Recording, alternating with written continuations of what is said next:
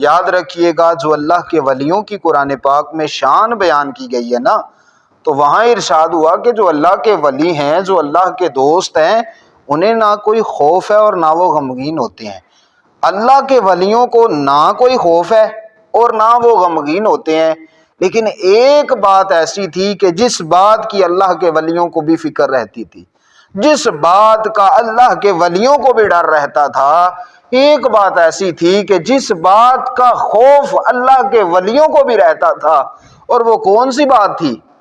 کہ جن کے بارے میں اللہ قرآن پاک میں فرما رہا ہے کہ انہیں تو کوئی خوف ہی نہیں، انہیں وہ کوئی غم ہی نہیں، لیکن وہ بھی ایک بات سے غمگین ہوتے ہیں، وہ بھی ایک بات سے ڈرتے ہیں، وہ بھی دل میں ایک بات کا خوف رکھتے ہیں۔ وہ کون سی بات ہے؟ تو صاحب وہ جو بات ہے جس سے تمام اللہ کے ولی ڈرتے ہیں، تمام اللہ کے ولی اس بات کو سامنے رکھ کے خوف میں مبتلا ہو جاتے ہیں، وہ یہ ہے کہ وہ سارے کے سارے اپنے خاتمے کی فکر کیا کرتے تھے۔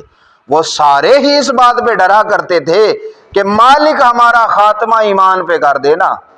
وہ سارے اس بات کو سامنے رکھ کے خوف میں مبتلا ہو جاتے تھے کہ پتہ نہیں ہمارا خاتمہ ایمان پہ ہوگا کہ نہیں ہوگا۔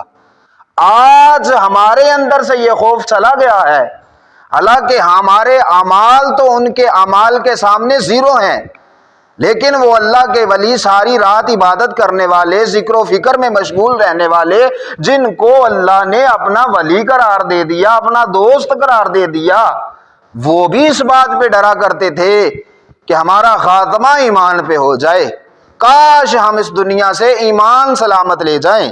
اب دیکھیں نا، پیروں کے پیر روشن ضمیر حضور غوث پاک علیہ رحمہ، یہ وہ بندہ کہ ٹھوکر لگائے تو مردہ زندہ ہو جائے، لیکن آپ عید والے دن رو رہے تھے۔ کوئی اسی عام بندے کی بات نہیں بتانے لگا، اس بندے کی بات بتانے لگا ہوں صاحب کہ جس کا قدم تمام اللہ کے ولیوں کی گردن پہ ہے، وہ عبد القادر جیلانی محبوب سبحانی بغداد کا شہنشاہ۔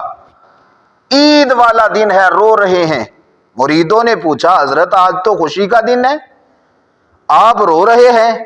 اب سنیں عبد القادر کا جواب بھی تو ذرا سماعت کرے نا، فقط یارمی کھانا پکانا، لیکن عبد القادر ہی کی تعلیم سے جناب بندہ ناشنا رہے، بے خبر رہے۔ عبد القادر کی فکر پہ بھی غور کریں، عبد القادر رحمت اللہ تعالی علیہ کی تعلیمات پہ بھی غور کریں۔ ان کے نام کا لنگر کھا لیا لیکن ان کی تعلیمات سے بے خبر رہے، تو صاحب یہ کوئی محبت کا انداز نہیں ہے۔ حضور غوث اعظم علیہ رحمہ عید والے دن رو رہے تھے، مریدوں نے کہا حضرت آج تو خوشی کا دن ہے اور آپ آج بھی رو رہے ہیں۔ حضور غوث پاک علیہ رحمہ فرمانے لگے سنو یار، اور اس بات سے عبرت حاصل کرو، اس پہ غور کرو کہ وہ بندہ جو ٹھوکر لگائے تو اللہ اس کی ٹھوکر سے مردوں کو زندہ کر دے، لیکن وہ عید والے دن کیوں رو رہا ہے؟ مریدوں نے کہا حضرت خوشی کا دن آپ کیوں رو رہے ہیں؟ تو حضور غوث پاک علیہ رحمہ فرمانے لگے عبد القادر کی عید تو اس دن ہوگی جس دن عبد القادر اس دنیا سے اپنا ایمان سلامت لے جائے گا۔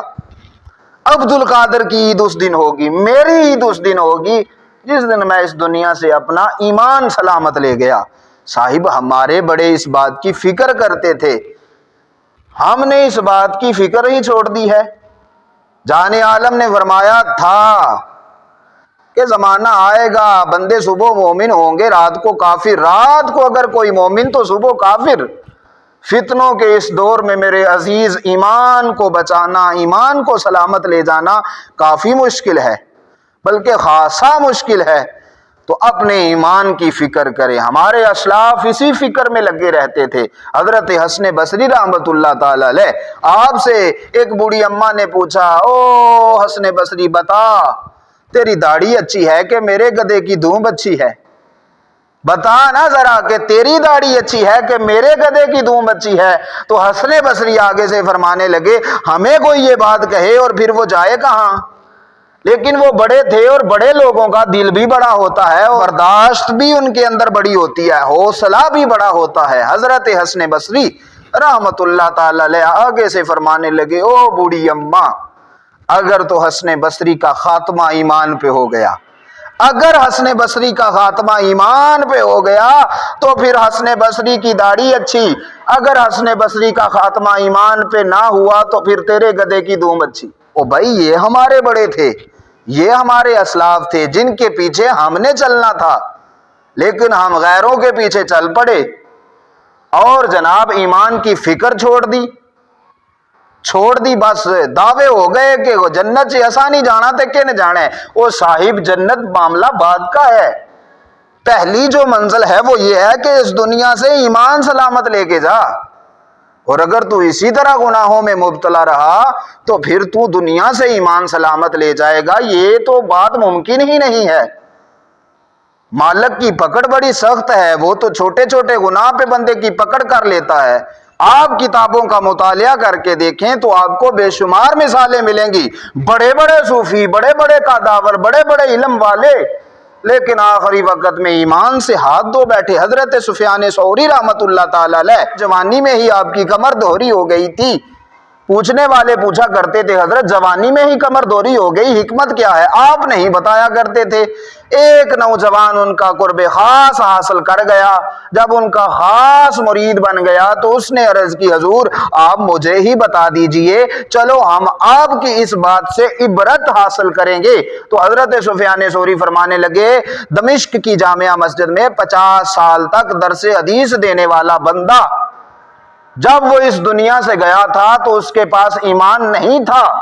مجھے جب اس بات کی خبر ہوئی تو اسی وقت مجھ پہ خوف الہی اس قدر طاری ہوا کہ مجلس میں بیٹھے میری کمر ٹوٹ گئی، اور کمر جب ٹوٹی تو اس کے ٹک کی آواز پوری مجلس نے سنی، اور مجھ پہ خوف اس وجہ سے طاری ہوا کہ 50 سال کالا کالا کی صدائیں لگانے والا، کالا رسول اللہ کی صداؤں کو بلند کرنے والا، جب اس کا خاتمہ ایمان پہ نہیں ہوا تو سفیان ثوری تو کس بات کی مولی ہے، تیرے پاس کیا ہے؟ مجھ پہ خوف الہی اس قدر طاری ہوا کہ بھری مجلس میں میری اسی وقت کمر ٹوٹ گئی۔ اور صاحب بات مختصر یہیں پہ ختم ہوتی ہے کہ اپنے ایمان کی فکر کرو۔ ہمارے بڑوں میں یہی فکر تھی کہ وہ اپنے ایمان کی فکر کیا کرتے تھے، آج ہم نے یہ فکر چھوڑ دی ہے، آج فکر دنیاوی معاملات کی ہے، اور یار یہ تو ختم ہی ہو جائے گی لیکن اس کی فکر نہیں جو سدا رہے گی۔ تو وہاں پہ معاملات اگر درست ہونے ہیں تو ایمان لے کے جاؤ گے دنیا سے تو پھر معاملات درست ہوں گے۔ اگر ہم ایمان سلامت لے گئے تو یاد رکھنا جانے عالم کا فرمان ہے اگر کسی کے دل میں رتی برابر بھی ایمان ہوا تو اللہ اس کے لیے اپنی رحمت والے فیصلے فرمائے گا۔